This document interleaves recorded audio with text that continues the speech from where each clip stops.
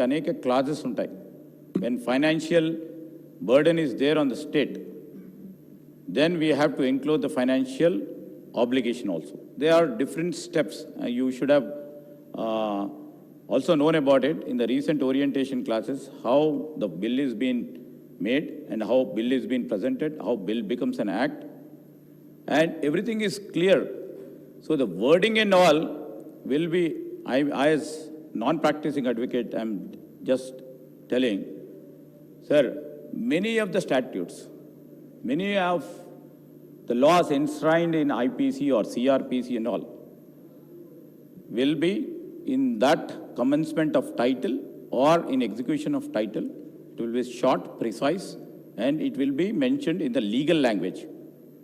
So, because in sir, the manner in which all our officers, because chala mandi kuda atu maji mantrulu kuda unnaru, officer, they sit hours together to prepare a bill.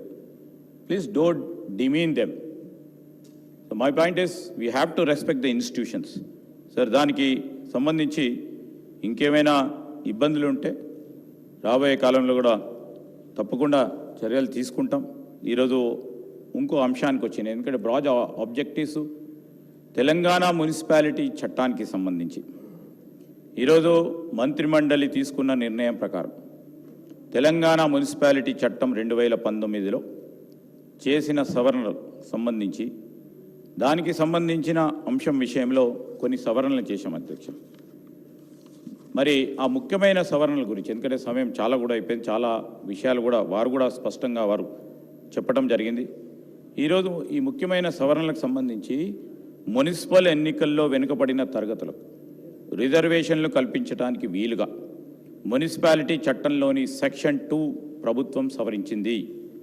రాబోయే municipal ఎన్నికల్లో ward మెంబర్లు, chairman, vice chairman లేదా mayor, deputy మేయర్కు వెనుకబడిన తరగతుల ప్రత్యేక commission సూచనల ఆధారంగానే రిజర్వేషన్లు నిర్ణయిస్తారు. రెండవది అధ్యక్ష, తెలంగాణ మున్సిపాలిటీ చట్టం 2019లోని సెక్షన్లు 7, 28, 29 వరుసగా 2 పర్యాయాలు రిజర్వేషన్ స్థానాలు కొనసాగాలని నిర్దేశించాయి. ఇప్పుడు ఆ నిబంధనను తొలగించబడతాయి అధ్యక్ష. ఈ సవరణ ప్రకారం వార్డు సభ్యులు, చైర్మన్, మేయర్ స్థానాలకు రిజర్వేషన్లు ప్రతి ఎన్నికకు కొత్తగా నిర్ణయం చేయడం జరుగుతుంది. ఇప్పటి వరకు భారత ఎన్నికల కమిషన్ జనవరి 1 విడుదల చేసిన అసెంబ్లీ ఓటర్ల జాబితా ఆధారంగా మున్సిపాలిటీల ఓటర్ల జాబితా తయారీ ప్రచురణ చేయబడుతుంది. ఇందులో ఈ సవరణలో ఈసీఐ జనవరి 1, ఏప్రిల్ 1, జూలై 1, అక్టోబర్ 1 తేదీలను అర్హత తేదీలుగా గుర్తించి ఓటర్ జాబితా ఆమోదించడానికి వీలు కల్పించబడుతుంది అధ్యక్ష. ఈరోజు గతంలో ప్రభుత్వం ఆర్డినెన్స్ నెంబర్ 4/2024ను జారీ చేసింది. ఆర్డినెన్స్ జారీ చేసాం అధ్యక్ష.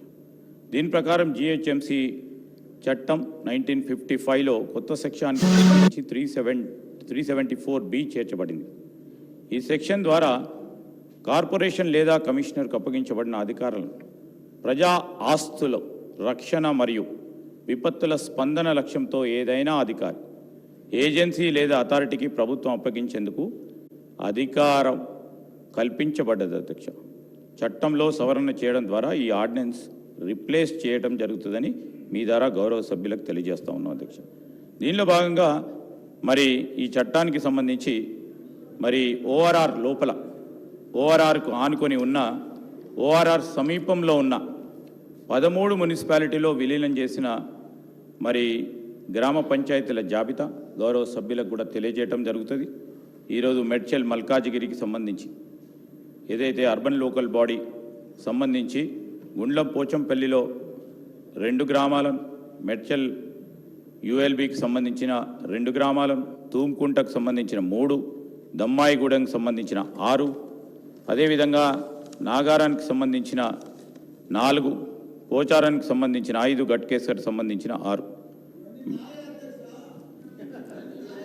మెడ్చల్ మల్కాజిగిరిలో మా మల్లారెడ్డి గారు నియోజకవర్గం 28 గ్రామాలకు సంబంధించి, అదేవిధంగా మరి రంగారెడ్డి జిల్లా పెద్ద అంబరపేటకు సంబంధించిన మున్సిపాలిటీకి సంబంధించిన కొత్త 4 గ్రామాలు తుక్కుగూడలో మరొక గ్రామం, శంషాబాద్కు సంబంధించిన 6 గ్రామాలు, నార్త్ సింగికి సంబంధించిన 1 గ్రామం, అదేవిధంగా ఈరోజు సంగారెడ్డికి సంబంధించి తెల్లాపూర్ మున్సిపాలిటీకి సంబంధించిన 5 గ్రామాలు, అమీన్పూర్కి సంబంధించిన 6 గ్రామాలు, దాంతోపాటు మున్సిపాలిటీస్ కొత్తగా ఏర్పాటు చేయాలని చాలామంది గౌరవ ప్రజాప్రతినిధుల చాలామంది వారు కోరటం జరిగింది అధ్యక్ష.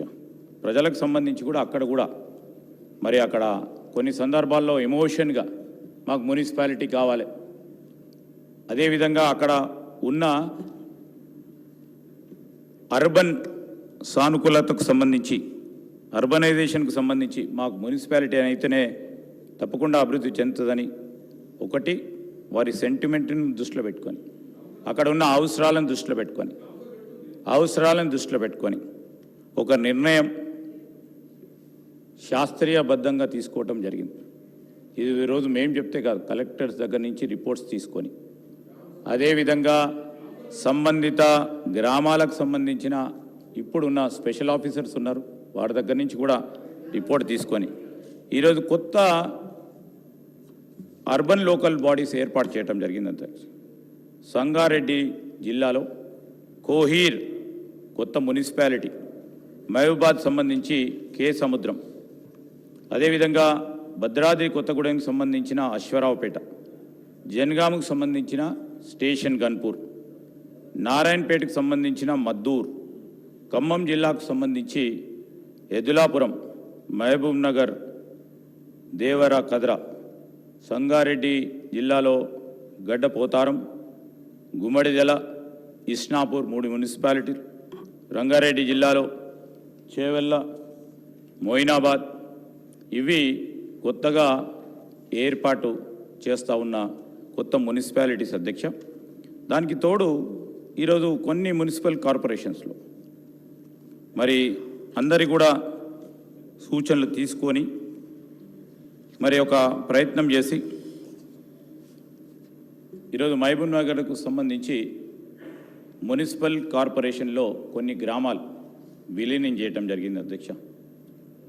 అదేవిధంగా కరీంనగర్లో గౌరవ శాసనసభ్యులు ఇక్కడున్న గంగుల కమలాకర్ గారు ప్రస్తావన తీసుకురావడం జరిగింది అధ్యక్ష. దీంట్లో 6 గ్రామాలను మున్సిపల్ కార్పొరేషన్లో మరి విలీనం చేయటం జరిగింది. మంచిర్యాల మున్సిపల్ కార్పొరేషన్ ఏర్పాటు చేసుకొని సార్ ఈరోజు నేను గౌరవ సభ్యులకు తెలియజేస్తా ఉన్నా అధ్యక్ష, మున్సిపల్ కార్పొరేషన్ ఏర్పాటు చేయటం జరిగింది ఇంతపూర్వకం కూడా.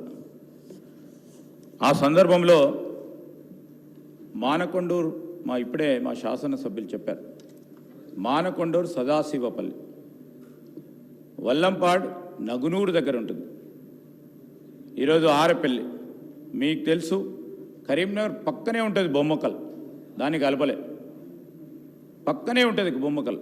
సో ఆనాడు అక్కడ ఉన్న పరిస్థితులను దృష్టిలో పెట్టుకొని అక్కడ ఉన్న ఏ ప్రిన్సిపల్తోనో పెట్టారో దాన్ని కూడా ఆనాడు ఉన్న కలెక్టర్ గారు ఇచ్చిన నివేదిక ప్రకారం చేశారని మా అభిప్రాయం. ఈరోజు కూడా ఆ విధమైన ప్రయత్న భాగంలోనే కొత్తపల్లి గ్రామానికి సంబంధించి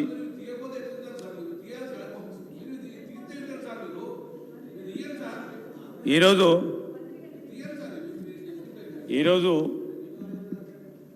ఈ ప్రయత్నంలోనే కొత్త మున్సిపాలిటీలు ఏర్పాటు చేయాలి, ఇంకొన్ని కొత్త మున్సిపాలిటీస్ ఏర్పాటు చేయాలని మరి అనేక సందర్భాల్లో మంచి చెడులు ఆలోచన చేసి కొన్ని సందర్భాల్లో మున్సిపాలిటీలు అయితే ఆ గ్రామీణ ప్రాంతాలకు సంబంధించిన ఉపాధి పరంగా ఉన్న కొన్ని అంశాల విషయంలో గౌరవ సభ్యులు చెప్పారు.